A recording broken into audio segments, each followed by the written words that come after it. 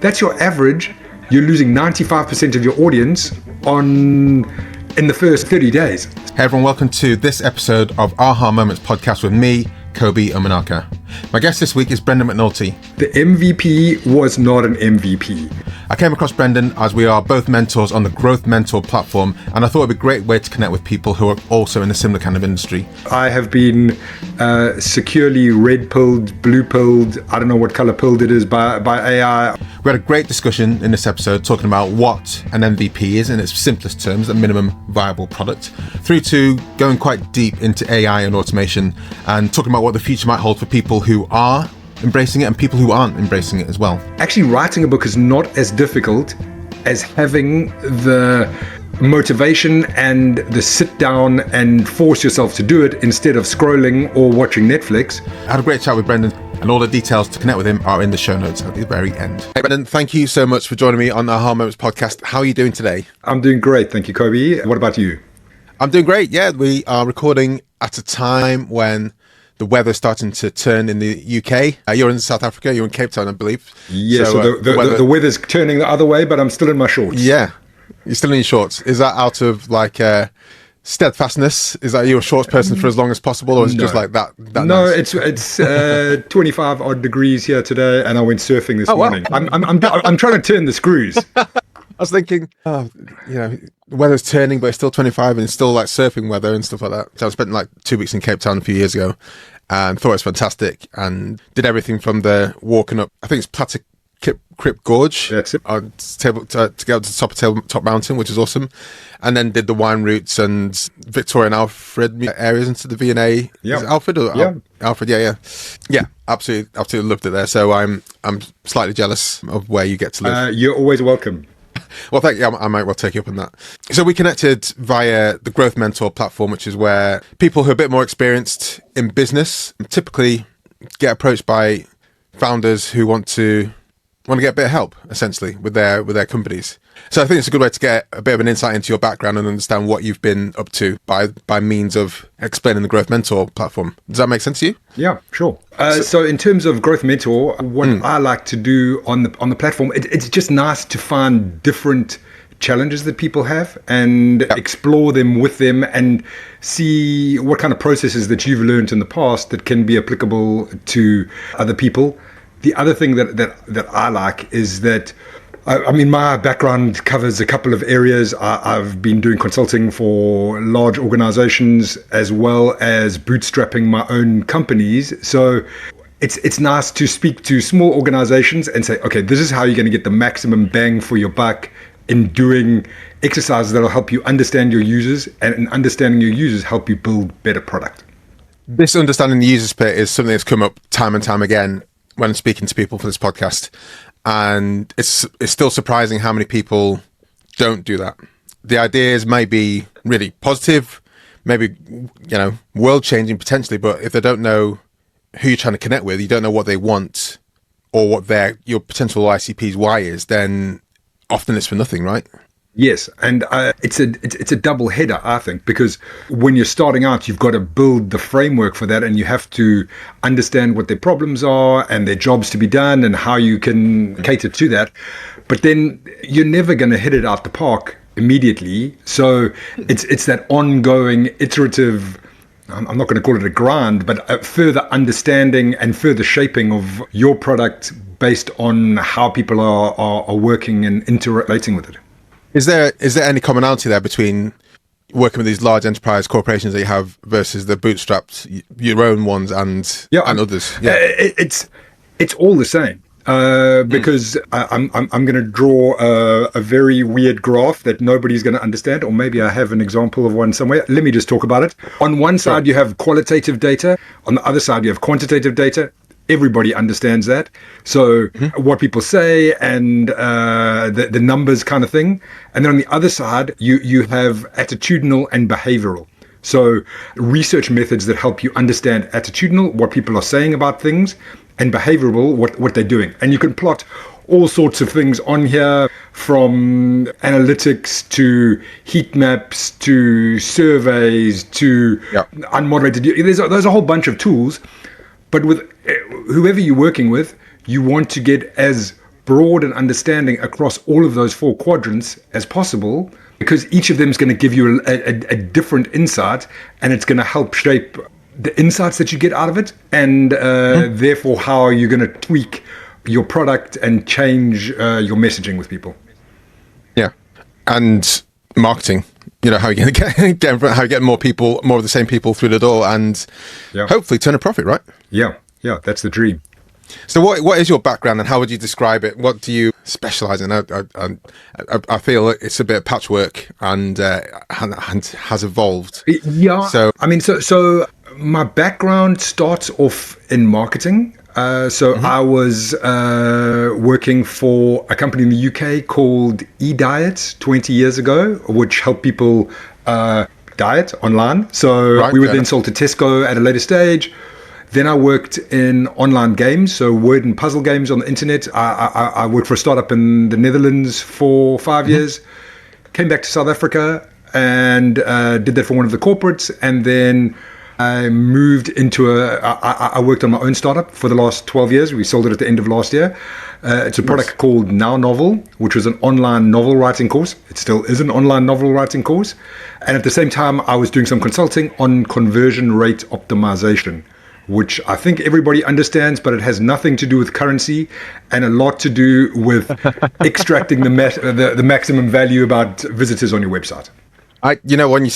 When you said that about currency, I don't know why it's never crossed my mind that people might confuse the conversion rates, currency conversion, with like getting more people to click on your lead magnet or download a lead magnet. So that's just throw me for a slightly. Well, I mean, I've had that conversation when you're at a barbecue or something and you say to someone, I do conversion rate optimization, and then they start talking about the value of the USD or arbitrage between Bain and and then I'm out, because it's I quite often don't talk about what I do to the random person I've met for the first time, because it's likely they don't understand the terminology. So I just say, marketing. And it's like, but what exactly? I'm like, well, the internet, I do it there. That's safer. That is pretty much the same route that I follow, because yes. I mean, also when you start talking about conversion rate optimization and things like that, then someone wise starts talking about dark patterns or how you're getting manipulated online. And that's a conversation I don't want to entertain too much. So Now Novel, I read up about that from yourself. And the first question is, have you written a novel using Now Novel? That is, no, I haven't. So we started it. It was myself, my wife, and my sister. For my sins, I got to work with both of them, and I had a full luxuriant head of hair before No. My sister has written and published books in South Africa, in the States, in the UK. And people kept on coming up to her and saying, how did you do it? What was your process? And I was between roles at that time, and I did some investigation globally, US, UK, Australia, South Africa, India. And what came up was that everybody had the same challenge, that they didn't know how to start writing a book, or if they did have an idea, they didn't really know how to progress with that. So as a result of that, we built the Now Novel process, and it was an iterative through that in terms of the features we launched, the support we had. There's a whole lot to go into. As you can imagine, over 12 years, there was a lot of product development of it. So what was the MVP like? The MVP was, and this was a great lesson to learn, the MVP was not an MVP. I'm excited to hear what that means. I wrote a blog post about the 10 lessons that I learned from 12 years of Now Novel. And one of the lessons was there's an M in MVP. So it should be minimal. And to Paul Graham's article, Do Things That Don't Scale, where he talks about how Airbnb did things and how you have to, when you're starting off, just do things that are quick and dirty in order to validate what you're doing. So what we did is we built the Now Novel process, which was a question and answer process that helped you determine the outline of your novel. So it would say, who's your character? How tall are they? What color hair do they have? I mean, stuff like that would help you determine who your character was, and then plot character setting, etc., etc., etc. We should have just done that with a person. And asked questions before we built the tool. Right. When you say with a person, you mean someone who's looking to actually write a book themselves? No, so we should have done that concierge style. So right, yeah. So I would chat to you, and I would go through this checklist, and then I would build up this process, and then we could do it all in the background and iterate that before having to build a line of code, which would have been a lot quicker. What we did find out as we went through the process, also, which would have been helpful to know with a person, is that actually writing a book is not as difficult as having the motivation and the sit down and force yourself to do it instead of scrolling or watching Netflix, because it's tough. So having a coach and having someone to hold your hand through the process is a very accountability. It's an accountability partner. Yeah. It's also someone to commiserate with you. It's also someone to tell you, don't second guess yourself, just go for it. So there's a lot of benefits to have human with you on that journey. So, I mean, I love the accountability side of things, but one thing I wanted to pull up on is the concierge piece. And I think that's a super valuable route to test your hypothesis, right? It's not, you've got an idea for a platform, obviously to scale, obviously to get to orders and magnitudes of revenue.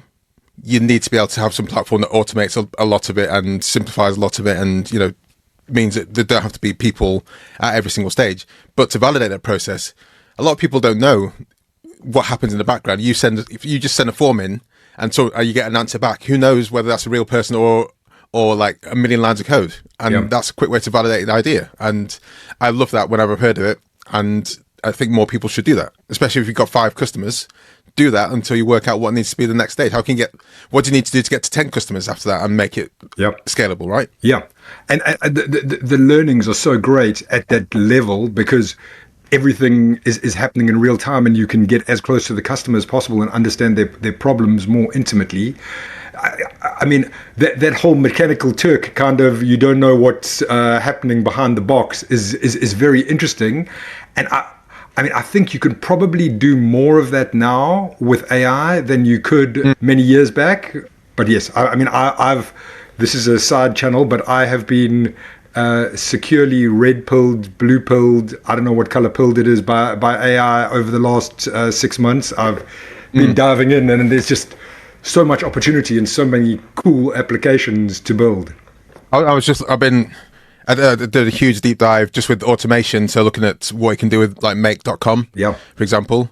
And now I'm looking at the N8N side of things and making AI agents and thinking, I might not have to respond to an email ever again in my life. Yeah. That kind of stuff really excites me. But as you say, if you can quickly spin up a concierge platform, which AI agents probably could get you quite a long way there. But then you probably would want to have some kind of specific backend for efficiency and ultimate scalability. But I think you could spin up something like now novel quite easily with an agent. Yeah, I think there's definitely scope for that now. Now I think you actually want to abstract it somewhat, in that there's a premium that you'll pay for a human. So previously you might have wanted to hide the human a little bit behind the scenes. Now I think you want to make the human as obvious as possible. So maybe your onboarding call is directly with a human if people are looking for that. So there's all sorts of different permutations about how and where the space is going. Yeah, that are fascinating for me. Well, there's someone I was speaking to recently. She's asked me a lot of questions about podcasting. Is one of the things I'm super passionate about. And then she said she was really excited about these AI podcasts that are happening. And I was like, okay, that's cool. And she obviously sensed a bit of like dejection in my voice. And I was like, well, honestly, it's fine if you want to listen to that. But for me, I want that authenticity side of things. I don't want someone just to, here's a Wikipedia post, whack it into the Google thing, and then out comes a podcast at the end. I don't feel there's any real benefit to that. I'm gonna listen. I want people's opinions, not what the predicted person's opinion is, and I want that kind of flavor that you get in there. But I still say, like, if you want to listen to that, that's absolutely great. Yeah, so, I think there are different applications for that. So yeah, I think it's quite fun, but I want to get the humans raw and prickly weirdness that comes through like you do, because I think that's more interesting in terms of understanding a different person's perspective. But a couple of things that I've done recently is I have taken user data, so user surveys and things like that, plugged it into a notebook LLM, and then shared it with a group that I'm working with, so that they get. It's an interesting way of consuming data that might be a little bit dry. It's a different kind of format. And my daughter has put her biology notes into Notebook LLM for it's just another way for recall purposes. Yeah. It's just another way of getting data through a different channel. That it's a different format. I mean, I think those applications are completely valid, and I love it for that kind of thing. And one thing I'm doing recently when I talk about customer interviews, for example, is get the transcript, plug it into ChatGPT and or equivalent, whatever you want to use, and say, look, from your point of view, what are the highlights that we should be paying attention to? And then the ability to compound 10 interviews, 100 interviews, and then pull out the trends that are coming out there helps to get those kind of insights, phraseology insights, which otherwise would be very, very difficult to do. But I still think you should maybe, for the first time or first couple of times, go through the transcript yourself and try and pick out so you understand what makes sense, and be able to ask the questions that at the moment AI wouldn't be able to pull out, or might think is a non sequitur, for example. Yeah, I mean, there's a lot of tonal stuff that's more interesting to explore by yourself.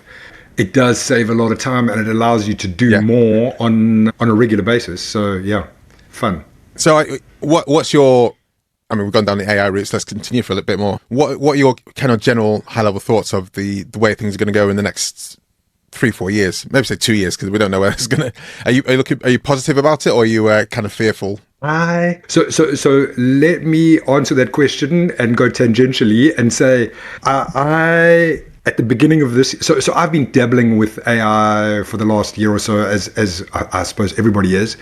And I decided at the beginning of this year that I was going to force myself in public to learn AI more. So I started an experiment that's called 52 AI experiments. So every week I send out a newsletter where I look at a different experiment from AI in terms of work and in terms of personal stuff. So I am a very bad DJ, so I got AI to help me DJ a little bit better. I do a lot of analysis of understanding product and background and stuff like that. So I've used it in that scope. I've created podcasts, very bad ones, but it's just interesting to see there's all of these different applications, and it's good just to dive in and see what can be done and how you can do more. So I find it fascinating. I think there's a lot of scope. My crystal ball doesn't extend into what the future will look like. I think the future is going to look very different, and I think anybody who is involved in white-collar style work needs to dive in and needs to embrace the technology. And even then, I have no idea where it's going to go, but I want to be on top of it, and I want to understand it.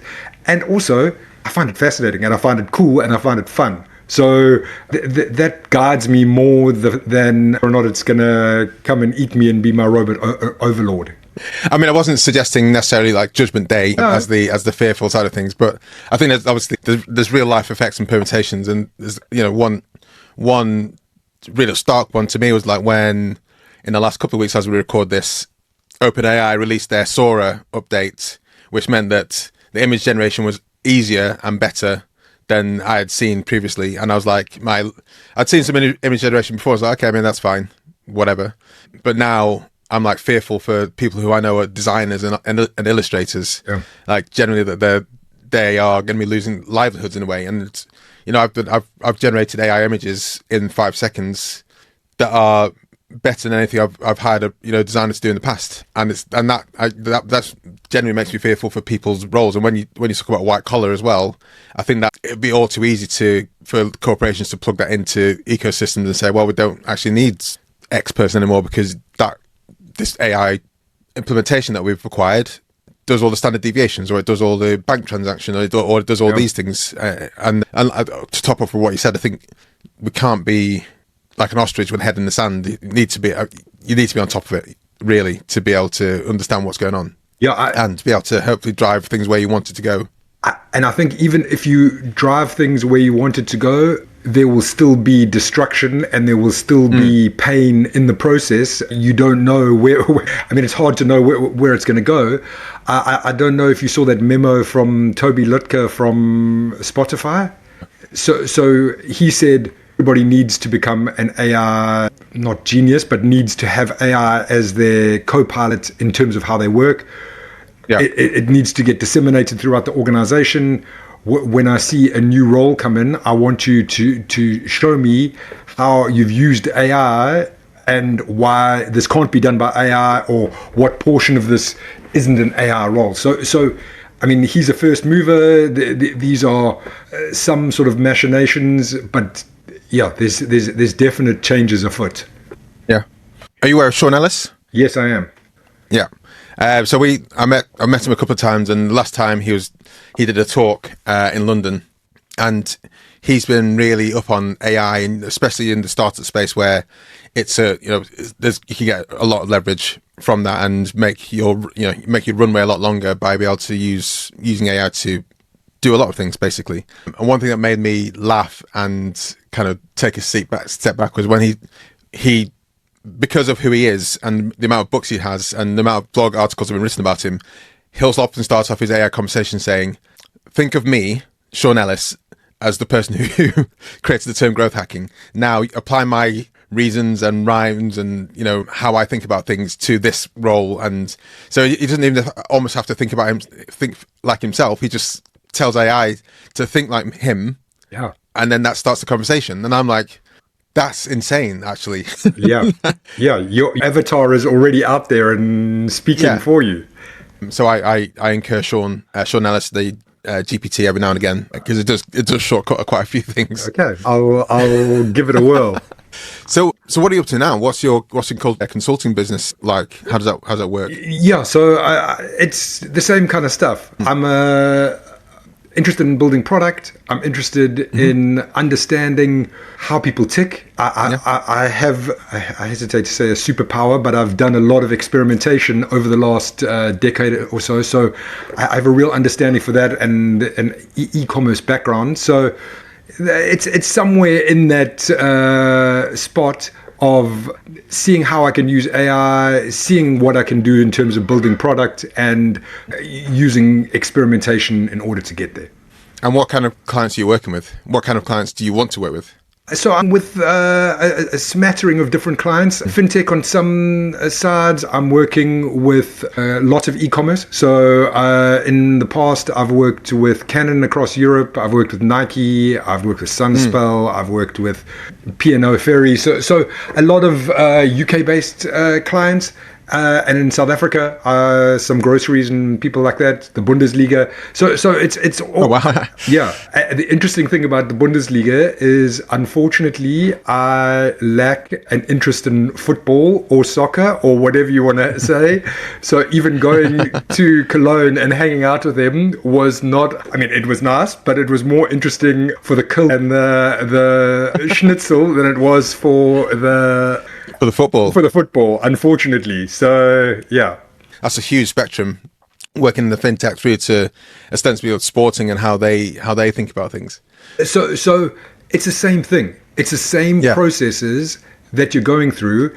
If I sketch out my same big overview of research methods, it's taking those research methods, understanding what people's motivations are, understanding what their areas of friction are, and seeing how you can decrease the friction and increase the motivation and understand what their pathways and their journeys are, and seeing how you can modify them to make it a better experience. So those are all, it's a holistic kind of practice to just understand and improve what you're trying to present for people. It is that simple. It's the same no matter what your company is. The methods to achieve those goals or to achieve the next step might be different. In large companies, you're bound up by more red tape, so you might have to speak to the finance and compliance and legal before the next step happens. But if in a small startup, you might be speaking already to the person who's got all the all the ducks in the same bag at the same time and can just say, yes, let's do what you're saying, Brendan. So I mean, the interesting thing to me, if I may take half of AI again, is what happens when it turns more agentic. So, and you don't need the website. So let's assume I'm looking for a green check shirt. You know that I've bought something from Sunspell before. You know what I have in my cupboard. You know that I like long sleeves. You know that I want to spend X amount. You know that my fit is like this. You've got all of my requirement. And then I just put it in and I say, go and find me something. Your agent comes back with 3 options. That's much easier than me going on the web and trying to find all different permutations. And I wonder what happens with that layer. I mean, it's still trying to optimize, but you're optimizing for an agent as opposed to a human, which is an interesting conundrum. And I don't know the answer to that. And that's going to be a permutation that'll be interesting to find out. And is that the kind of thing some of your clients are looking for, that kind of next level agent integration? No, I don't think anyone is really there yet. I mean, I think there are the beginnings of shopping helpers. So, and I've seen a couple of these. I think Amazon's got one now also, but it's you go to a website and you say, I'm looking for a green shirt, and it'll provide you something like that, or you can upload an image or something like that. But I don't think anyone knows what the web is going to be like in 2, 3, 5 years' time, which is both scary and interesting. I mean, for me, looking at Now Novel again, one of the major ways that we grew our audience was through content marketing. And once you acquire someone onto your website, you then funnel them through to your site, and then there's an onboarding, aha moment, etc., in order to get there. But what's interesting to me is what happens when all of those sort of generic top of funnel searches are hoovered up by using AI. It's not happening today, it's not happening tomorrow, but at some stage it'll become general practice. And how do you acquire customers? What does SEO look like? This optimization for LLMs, and I haven't found an acronym that I really like about this. I'm exploring it and trying to understand it, but it seems a lot to me like 2014 SEO in terms of guest posting, in terms of PR, in terms of stuff like that, which is interesting, but I don't know where it's going to go. So that's fascinating to me, and I think SEO is going to be on the decline. That's my take, and as a result of that, PPC is going to be on a decline. So where does that put Google? Where does it put where people are acquiring customers? I don't know the answer to that yet. I think one thing that's interesting is obviously there's going to be more people. The population of the world is still growing. People will still need to buy things. It's the methods, it's the journey, the pathway that people are going to take to get to the things they need to buy that's going to differ. So with the SEO side of things, I feel there's going to be a shift somehow. But ultimately, at least the next iteration, I think content marketing is still going to have a big play. Because I think once people arrive at your site or absorb your content in whichever form, they need to buy into you. And the decline of the Google search that leads to that is probably a pronounced thing. And the decline of paying money on a PPC basis to get to your website might be a different thing. But I think the proliferation and at the moment I make video, I'm making podcasts, I'm writing on LinkedIn all the time. And I think those different touch points will have a more important effect as to how people to get to your platform, whether it's your website, your app, your community in some way, shape, or form. I would agree with you, because I think going back to what you said earlier, there's something around a specific perspective from a human that'll be different from what the LLM will give you, because the LLM by its nature is going to give you the wisdom of the masses. Now, Kobi, you are going to have a different perspective because you are not the masses, and also you are a personality, and your personality will be different from the LLM. I mean, look behind you, you can see that what you're into, how you're differentiated, and that tells you, and I also think, though I don't particularly want this to be true, is that the day of the influencer in some sort of form is actually continues to be on the ascendance, because social channels and interacting with humans remains something tangible and useful, and a sort of a primal human urge. Yeah. I mean, I now I get the. I don't like to call them influencers because I feel influencers a bit trite as a word, because you tend to get influencers who are, they did a bit of dance, or they did some cooking nominally, but there's some really powerful, interesting people on YouTube. I think a guy called Marcus Brownlee, who's a tech person, and like every time Apple releases a thing, he does like a half-hour like breakdown as to what the new features on the iPhone are.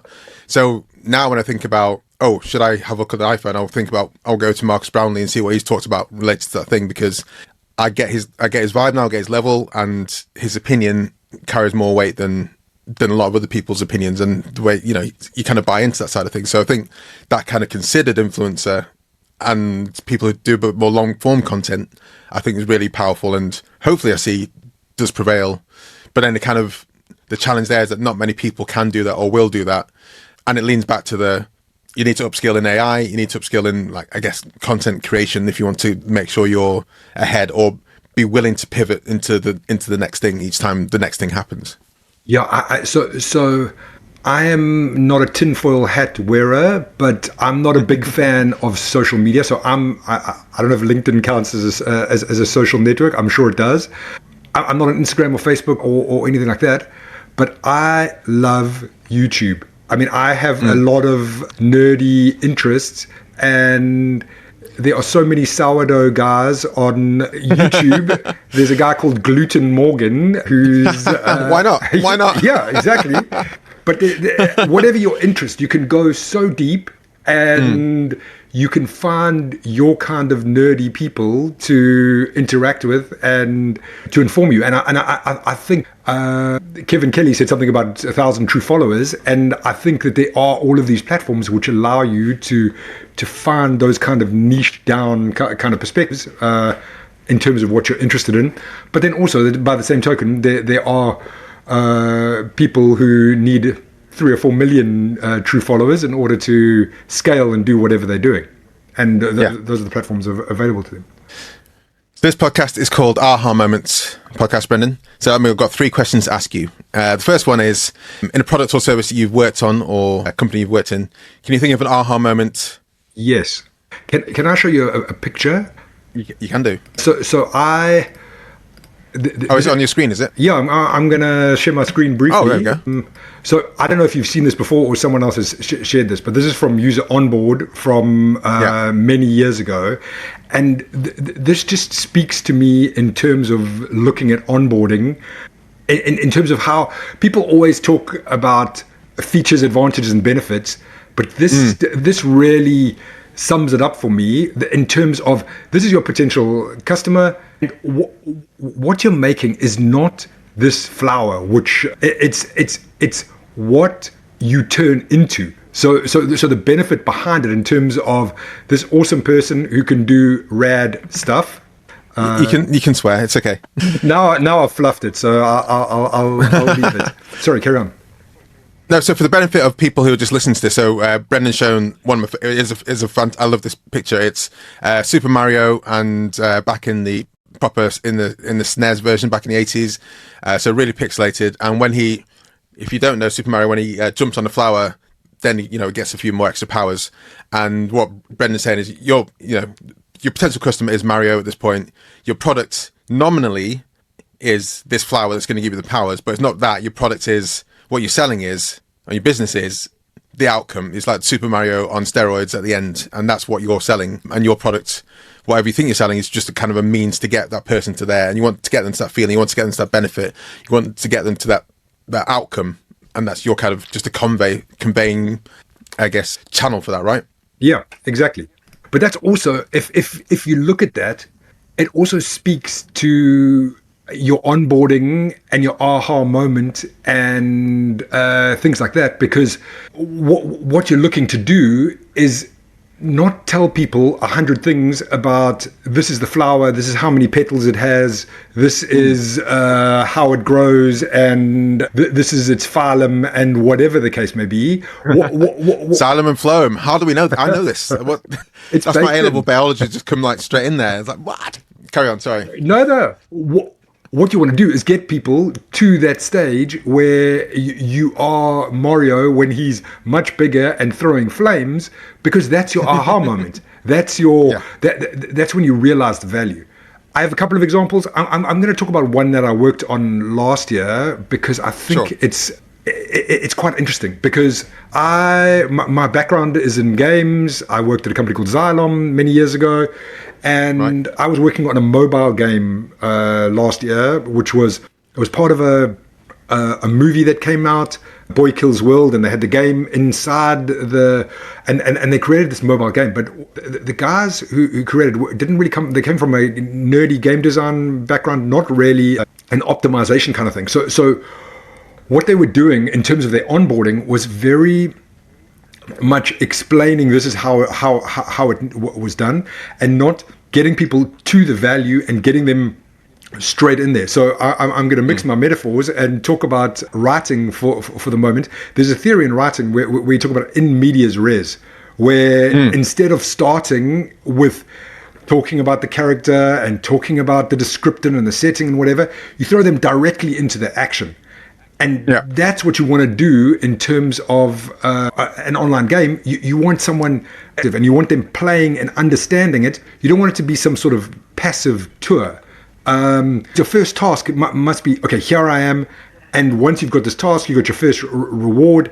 And then once you've got that reward, you get a visual feedback that goes, bing, this is what I'm doing. And this is the outcome of that. And so in gaming, they talk about a time to value, and you want to shorten that as much as possible. And that's applicable to gaming as much as it is applicable to building an app or something like that. Your time to value, your time to fun, you want to shorten that as much as possible. So, I mean, if I can carry on talking about mobile games, I don't know if it's of interest, but let's do it. So what's interesting to me in mobile games is that you only have your first time user experience to kick butt with this.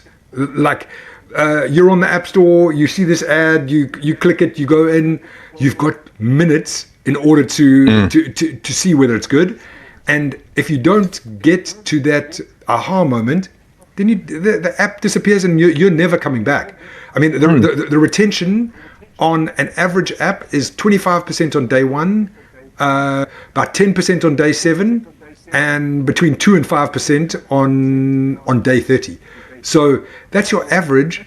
You're losing 95% of your audience in the first 30 days. So if you're paying $5 to acquire someone, that's a lot of money. So you've got to ensure that people are getting there as effectively as possible and really try and maximize that time to value. I don't know if that answers your question or if I can. So what was your aha moment with that game? What was your time and how did you get to your time to value? How did you shrink it down? So what we looked at was a couple of things. So analytics in terms of isolating what are the behaviors that day 2, day 7, day 30 people were interacting with. No surprises. It's people who have, and this comes out of practices, is people who have tutorial and played some games. So understood what's going on. So how do you shrink that? And then also a lot of user testing. So plugging people through it, and understanding, looking at verbatims from what people are saying on the App Store, understanding what people are enjoying, and then using that sort of synthesis of these different tools in order to build up hypotheses and validate the hypothesis through testing and seeing how we can improve that. So for us, it was, this is one of my pet peeves, a tooltip is not a great way of getting people to value. Yeah. Okay, so the next aha moment question is, can you think of an aha moment in a product or service that you buy, your personal one that you enjoyed with it, and what was it? What is it? So you gave me some prep for this. So I was thinking about a couple. So one is first time I used Airbnb, it blew my mind that you could just stay somewhere cool. It was the same price as a hotel or even cheaper. And you'd have a bathroom and you could see all these amazing different options. ChatGPT also blew my mind and continues to blow my mind. I mean, even we were discussing it earlier, looking at the change in Sora and building a silly Ghibli picture of my family, it just, you can see the value, you can see how things change, you can see what you can do with it. Those immediate reminders are great. With the Airbnb piece, it was before Airbnb was a thing, but my wife and I, before we were married, went to New York, and I was just like, I really don't want to stay in this hotel in New York. There must be a way to like rent someone's room or place for a couple of days. And I really can't remember what the service was, but we found this like studio apartment in Manhattan, and I absolutely loved it. It was just like, this is exactly where I want to be. I'm in New York. I don't want to be in just an standard hotel box where you could have in any single place in the entire world. And we felt for those 4 days that we actually were like living in New York. And I was like, ever since then, it's like, okay, it's an Airbnb. If we're going somewhere interesting, let's stay in the place. And nowadays, Airbnb tends to be more expensive, can be more expensive than hotels. But I think just the value in a way of appreciating where you are just is like exponentially higher. Yeah, I agree. I mean, I'm a nerd when it comes to cooking, as I said with sourdough, and I mean, one of my favorite pieces of tourism is to go into a grocery store and look at the different flavors of crisps. I know that sounds, but it's just understanding how things are different, buying different produce, and hanging out, and that Airbnb allows you to have a kitchen, do different things. Final aha moment question is a personal one, a life hack maybe. Can you think of a personal aha moment that you'd like to share with the listeners? I mean, a personal one, I have a consistent sort of aha moment, and I don't know if it comes with baking. There's so much tinkering and value that I get out of different things. Like I was talking about my friend Gluten Morgan on the internet. He told me something about using different doughs and different ways of rolling things, and it's a constant learning and benefit that I get from it. So yeah, it's fun. I think that kind of main takeaway for me is like keep on learning stuff that's like that almost surprises you or intrigues you, because that keeps your mind sharp. I'm learning guitar properly for the first time, even though I've had guitars since I was like 16. I'm actually like learning how to play properly and understand what the notes do and understand what scales are, and that for me is like, I love it. Yeah, constant learning is a fun thing. Yeah. So, Brendan, are you happy for people to get in contact with you on LinkedIn or via other means? You got your website on there. Yeah. I sign up for my newsletter. This is not follow my SoundCloud, but on LinkedIn you can sign up for my newsletter or go to my website 52aiexperiments.com. Yeah. Get in contact. It's been a pleasure talking to you, Brendan. Thank you so much for joining me. It's been I'm gonna sign up to your newsletter and recommend everyone else does do as well. Awesome. Thanks, Kobi. Nice to chat. Right. Thank you very much, Brendan. Thank you very much, everyone who listened and watched this episode.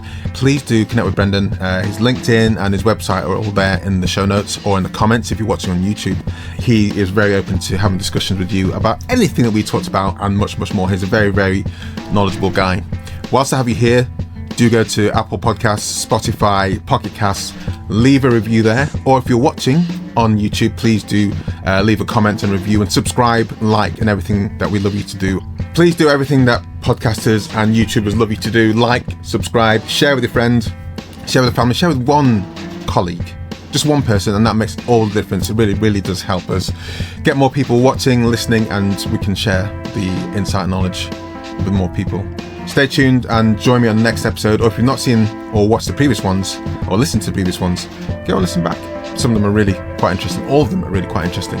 So yeah, I'll see you next time.